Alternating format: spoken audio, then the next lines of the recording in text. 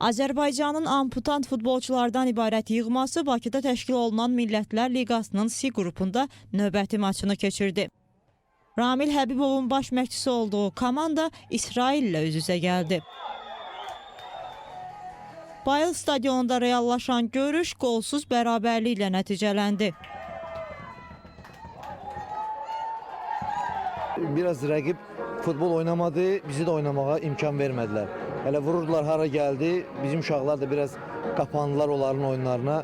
Ona görə elə biz düzdür, biz onlardan bir 2-3 baş, bəlkə 5 baş güclüydük, ancaq öz oyunumuzu oynaya bilmədik. Tapşırıqlar vermişdik, qapıya zərbələr vursun.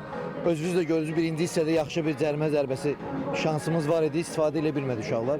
İndi çalışacağıq o səhvlərimiz üzərində işləyək inşallah.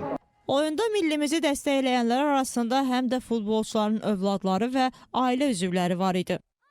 Onlar komandanı tək buraxmır, dayanmadan şüarlar səsləndirirdilər. Sən bura niyə gəlmirsən? Atamın futboluna baxmağa. Atanın futbolunu dəstəkləməyə gəlmirsən. Məncə çox yaxşı oynayırıq və o da açıq. Bu gün oyuna igidlərimizi dəstəkləməyə gəlmişik, millimizi dəstəkləməyə gəlmişik.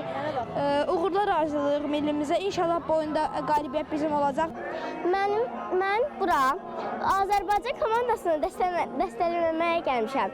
Azərbaycan komandasının qazanacağını bilirəm. Dünənki 3-0 oyununun qazananları üçün təşəkkür edirəm. Xatırladaq ki, millimiz C qrupunun ilk maçında Belçikanı 3-0 hesabı ilə məğlub etmişdi. Qeyd edək ki, bu turnirin Azərbaycanda keçirilməsi ölkəmizdə mina probleminin dünyaya çatdırılması, minadan zərər çəkənlərin beynəlxalq idman platformalarında bir araya gəlməsi baxımından əhəmiyyətlidir.